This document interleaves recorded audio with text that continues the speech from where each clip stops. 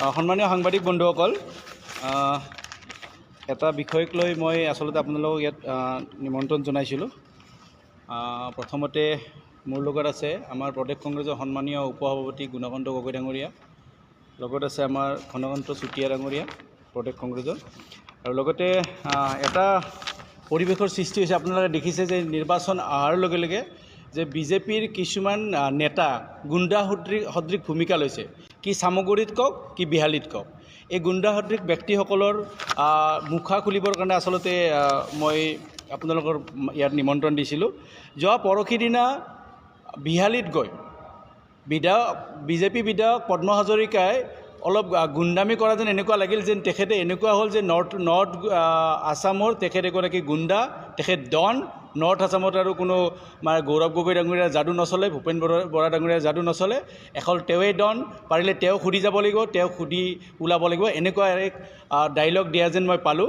সেইকাৰণে মই ততাতয়াকৈ মই বিহালীত গৈছিলোঁ। বিহালীত গৈ বিহালীৰ ৰাইজৰ লগত কথা পাতিলোঁ, আৰু বিহালীৰ ৰাইজৰ যি তেওঁক উদ্দেশ্যি কোৱা কথা সেই সম্পৰ্কে মই ক'ব খুজিছোঁ যে মই প্ৰথমতে ক'ব বিচাৰোঁ যে পদ্ম হাজৰিকা নিজে দিনত গৌমাতা বুলি কোৱা পদ্ম হাজৰিকাই গৰুৰ ব্যৱসায় কৰিবলগীয়া হয়। সেই ব্যক্তিগৰাকীৰ যদি আমি ইতিহাস খুচৰিলে পৃষ্ঠাই পৃষ্ঠাই তেওঁৰ দুৰ্নীতিৰ দস্তাবেজবিলাক খোল খাব।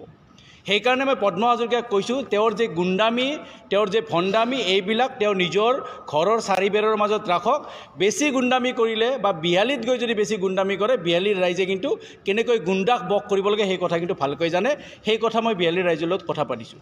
মই তেখেতক ক'ব বিচাৰিছোঁ যে এই পদ্ম হাজৰিকা ডাঙৰীয়া এগৰাকী ব্যক্তি, তেওঁ নিজে আঞ্চলিকতাবাদৰ কথা ক'ব বিচাৰিছিলে প্ৰথমতে, কিন্তু অসম আন্দোলন কৰি জেলত যোৱা এগৰাকী শিক্ষাগুৰুক তেওঁক নকল কৰিব নিদিয়াৰ বাবে তেওঁ চুৰি লৈ গৈ কেনেকুৱা এটা অৱস্থা কৰিছিল, শিক্ষাগুৰুক অপমান কৰিছিল, প্ৰাণে মাৰিবলৈ তেওঁ উদ্যত হৈছিল, সেই কথা এতিয়াও মানুহৰ মনত আছে, সকলোৰে মনত আছে। গতিকে মই তেওঁক কৈছোঁ, আমি যেতিয়া প্ৰত্যুত্তৰ দিছিলোঁ তেখেতে কৈছে যে কংগ্ৰেছত কিছু দুৰ্নীতি কৰা ব্যক্তিসকল আছে, তেওঁলোকৰ টিমত নাই। কিন্তু মই পদ্ম হাজৰিকাক কৈছোঁ যে তেওঁ এটা দুৰ্নীতিৰ পাত এতিয়া লুটিওৱা হ'ব। মাত্ৰ এটা বছৰ 3 মাহ 4 মাহ আছে, তাৰপিছত পদ্ম হাজৰিকা যে জেলত যাব লাগিব সেয়া নিশ্চিত। প্ৰথমতে আপোনাক কেইটামান কথা কওঁ, তেওঁৰ আৰু পুৰণা কথা বহুত আছে। এজন বিশ্বজিৎ বৰা বুলি তেওঁৰ বন্ধু আছিল। এই বিশ্বজিৎ বৰাৰ হত্যাকাণ্ড হৈছিল, আৰু সেই হত্যাকাণ্ডৰ যদি ফাইল খোলা যায় তেতিয়া গম পোৱা যাব যে পদ্ম হাজৰিকা আচলতে কোন। তেনেকুৱা আৰু 3টা হত্যাকাণ্ড আছে। সেই হত্যাকাণ্ডবিলাকৰো ফাইল খোলা হ'ব, আৰু ফাইল খুলিলে এই পদ্ম হাজৰিকা কেনেকুৱা ব্যক্তি, সেই ব্যক্তি পোহৰলৈ আহিব। মাত্ৰ 1 বছৰ 4 মাহ পদ্ম হাজৰিকাৰ হাতত সময় আছে। যেতিয়ালৈকে বিজেপি আছে তেওঁ বাচি থাকিব। যিদিনা বিজেপি যাব, কংগ্ৰেছ দলৰ নেতৃত্বত চৰকাৰ হ'ব, সেইদিনা পদ্ম হাজৰিকাই গম পাব। তেওঁক আমি গুণ্ডা বুলি এইকাৰণে ক'ব লগা হৈছে, কাৰণ জনপ্ৰতিনিধি হৈ যদি হাতত ৰাইফল লৈ মানুহক মাৰিবলৈ যায়, তেতিয়াহ'লে সেই ব্যক্তিক গুণ্ডাত বাদে বেলেগ একো কোৱা নহয়। সেইকাৰণে কৈছোঁ যে তেওঁ যে গুণ্ডামি কৰা বুলি কৈছে, আৰু তেওঁ কৈছে যে গুণ্ডামি কৰিব, আঞ্চলিকতাবাদৰ নামত গুণ্ডামি বোলে 100 বাৰ কৰিম বুলি কৈছে। সেইকাৰণে কৈছোঁ তেওঁৰ যে আঞ্চলিকতাবাদ, সেই আঞ্চলিকতাবাদ যে ভণ্ডামি আছিল, সেই কথাও পোহৰলৈ আহিব লাগে। কাৰণ তেওঁ নিজে অগপ দলৰ পতাকা ভৰিৰে মোহাৰি বিজেপিৰ পতাকা জামুগুৰি হাটৰ AGP অফিচত তেওঁ লগাইছিলে।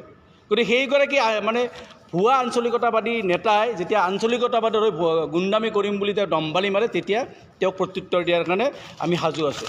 লগতে ক'ব বিচাৰিছোঁ যে তেওঁ এতিয়া উত্তৰ দিয়ক যে তেওঁ যে কাম কৰিছে, আমাক দুৰ্নীতিৰ কথা কৈছে, তেওঁ যে কন্যকা নামৰ যি তেওঁ সমবায় চলাই থকা বুলি কৈছে, সেই সমবায় নে প্ৰাইভেট লিমিটেড, সেইটো তেখেতে প্ৰথম স্পষ্ট কৰক।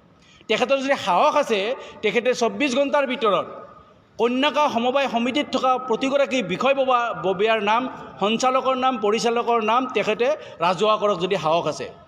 এই যে চৰকাৰী মাটি 1100 বিঘা মাটি যে দখল কৰিছে, সেই কাৰ নামত সেই মাটিখিনি আছে, সেইখিনি কথাও পদ্ম হাজৰিকাই ভালকৈ স্পষ্ট কৰক।